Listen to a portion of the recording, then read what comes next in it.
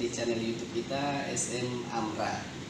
Kali ini saya akan mengajak Anda semua untuk berbincang-bincang dengan Wakil Wali Kota Tual, Bapak Usman Tamnge SE. Assalamualaikum Pak. Waalaikumsalam. Gimana kabarnya Pak hari ini? Alhamdulillah sehat walafiat. Ya, syukur. Pak, terima kasih banyak sudah meluangkan waktu untuk bincang-bincang dengan saya di channel SM Amra.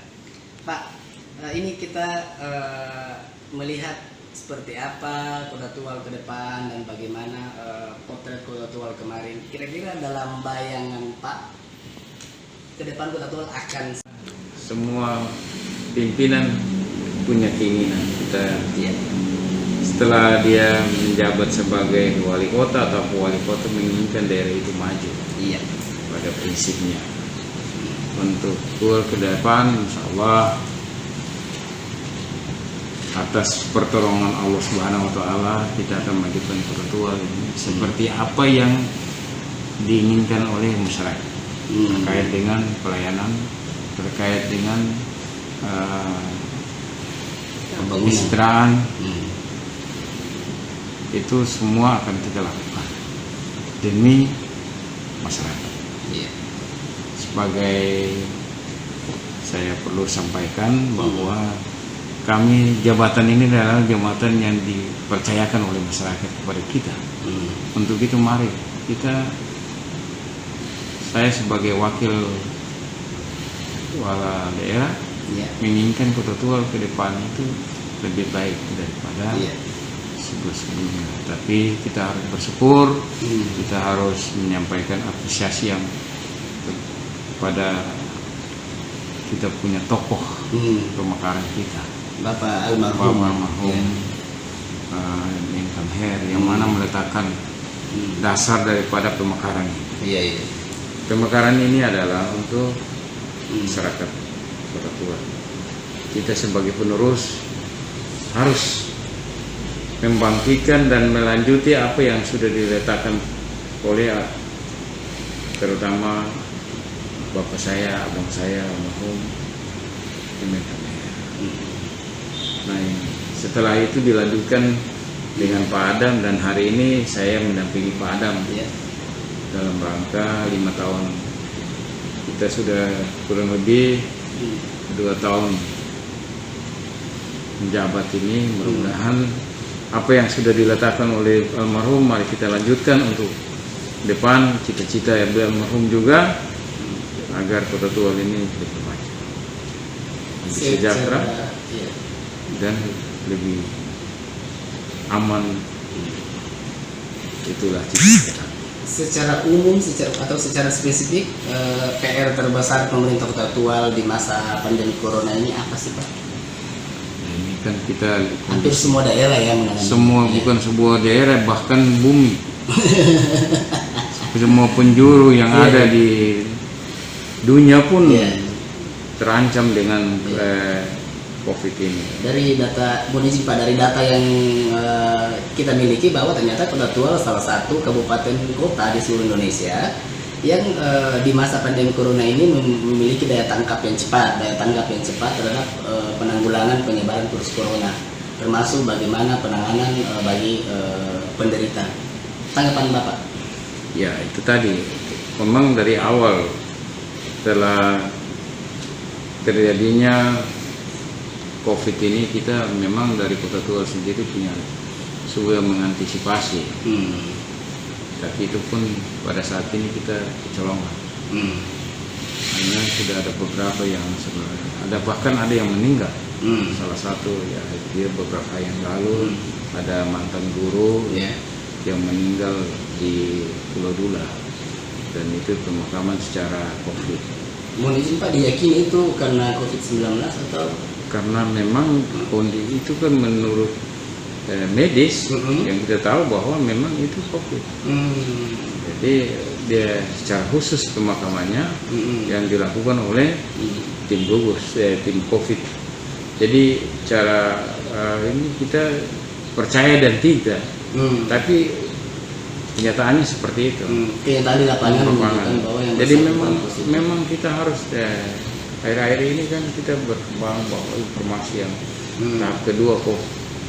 Ini kita harus mengantisipasi dengan cara adalah tadi mentaati protokol kesehatan agar kita selalu terjaga dengan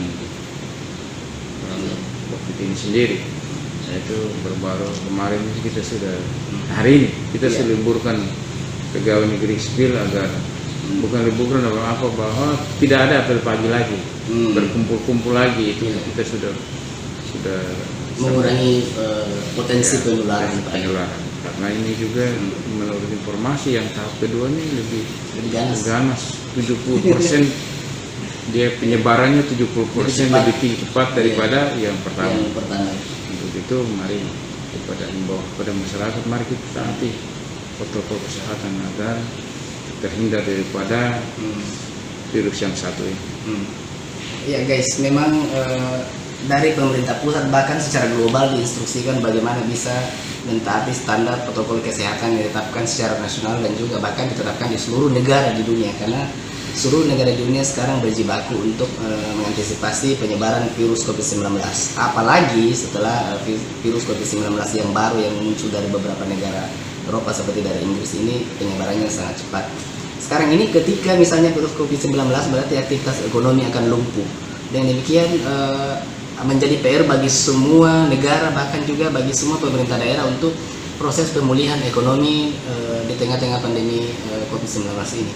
Langkah yang akan dilakukan ke depan kira-kira untuk pemerintah Kota Tua di tahun anggaran 2021 ini dalam rangka pemulihan ekonomi ini kira-kira secara umum apa sih Pak?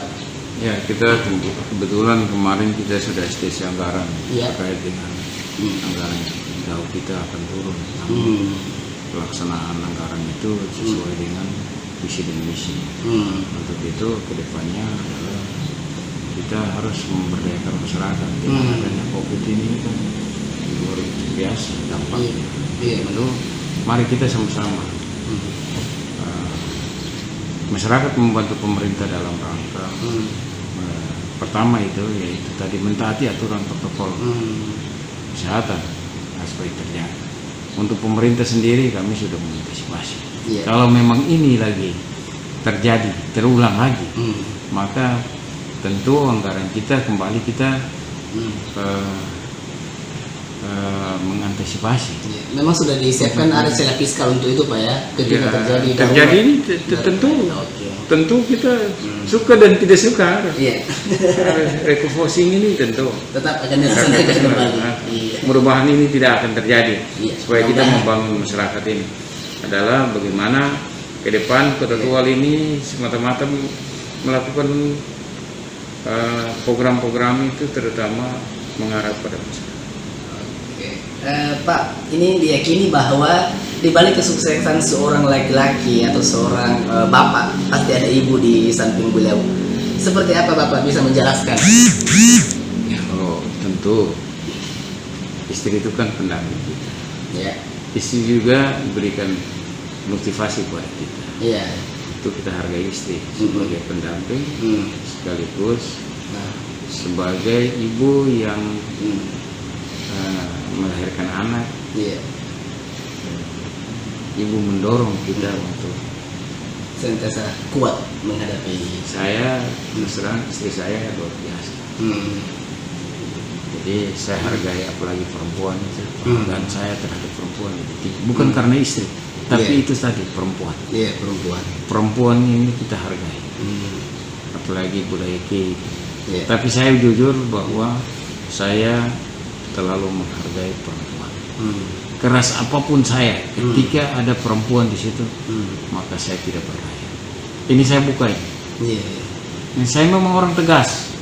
Ketegasan saya ketika ada seorang ibu atau seorang perempuan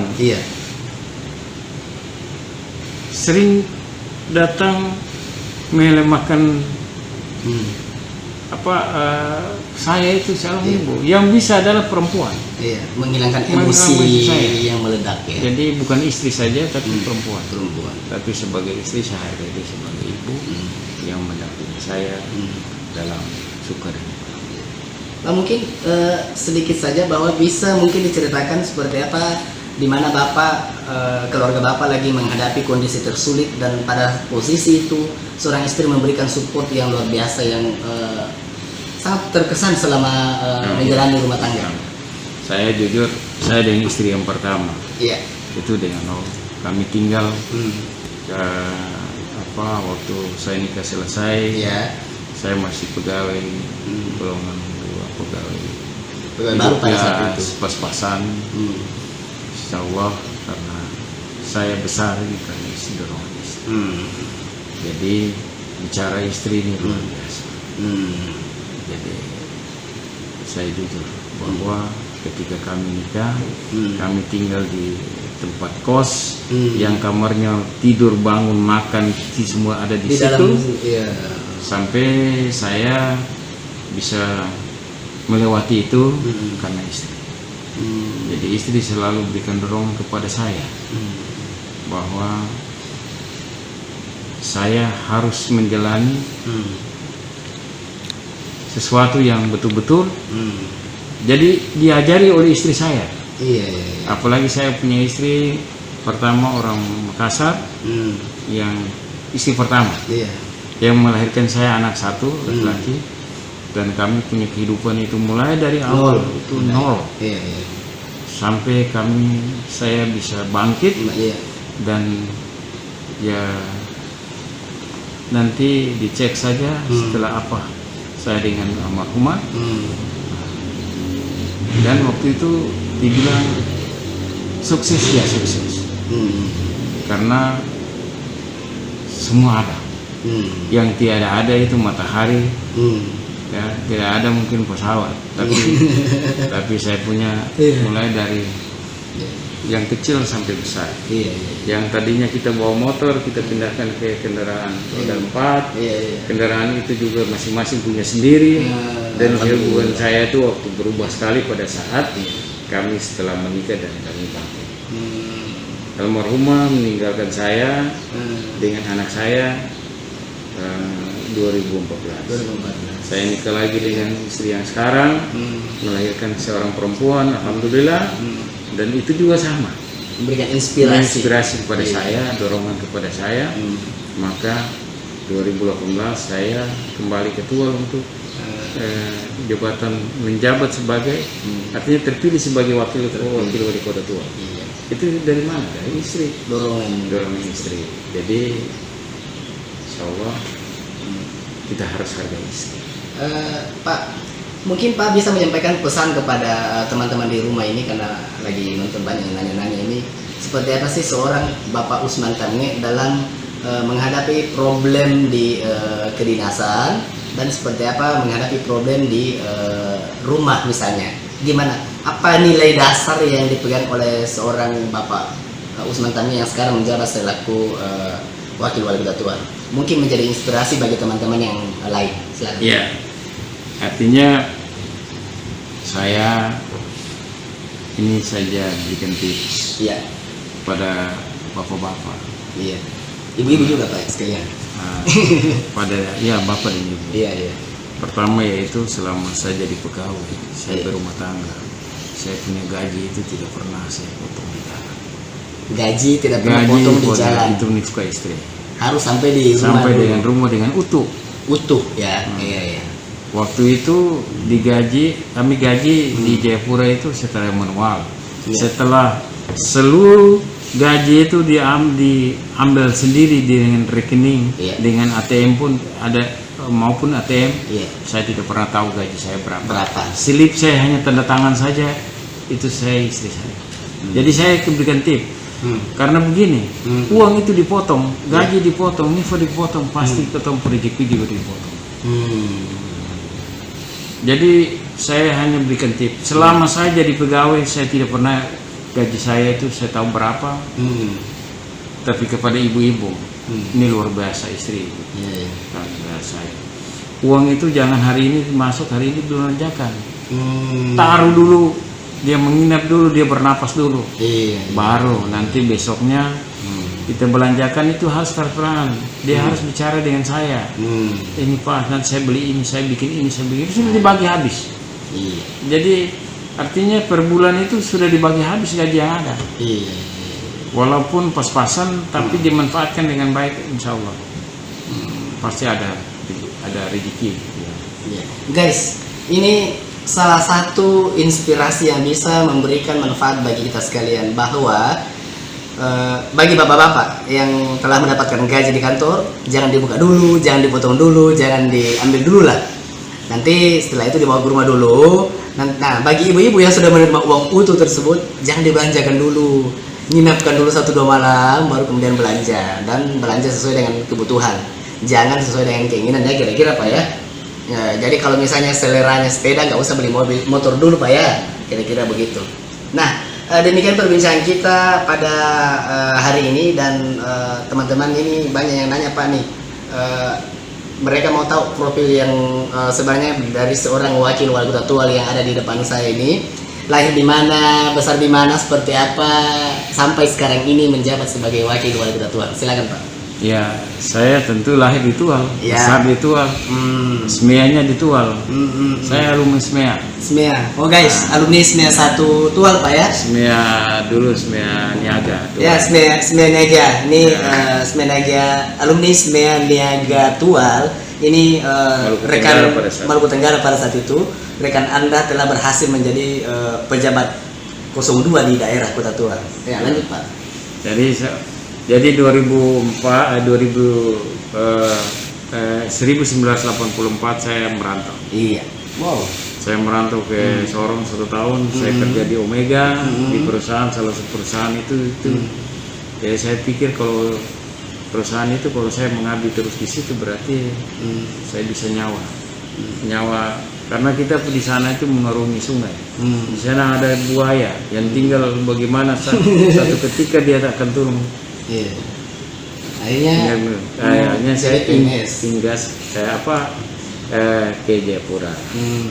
Ke Jayapura saya jujur yang tidak pernah saya lakukan di Tual. Misalnya konduktur bikin kerja bangunan selama 4 tahun. Saya kerja bangunan. Berjuang konduktur. Saya kerja di bengkel. Ya, artinya cari rezeki. Setelah itu saya jadi pegawai negeri.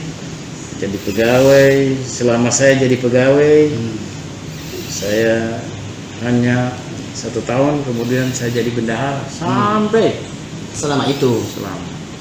saya kembali 2013 kemarin maju sebagai wali kota. Ternyata saya kalah. Yang tadinya saya lawan sekarang Pak Wali sekarang setelah ini kami 2 bergabung lagi. Jadi itu kurang lebih 30 tahun di Jayapura, pulang di Tual jadi wakil wali kota Tual. Luar biasa. Ini sangat menginspirasi kisah perjalanan hidup Bapak Usman Tange SE yang sekarang ini diamanahkan sebagai wakil wali kota Tual, Provinsi Maluku, guys. Dan demikianlah akhir pembicaraan kita pada hari ini. Terima kasih atas waktu dan kesempatannya Pak. Terima kasih banyak. Sangat menginspirasi bagi kita sekalian. Semoga bermanfaat. Billahi taufiq wal hidayah. Wassalamualaikum warahmatullahi wabarakatuh.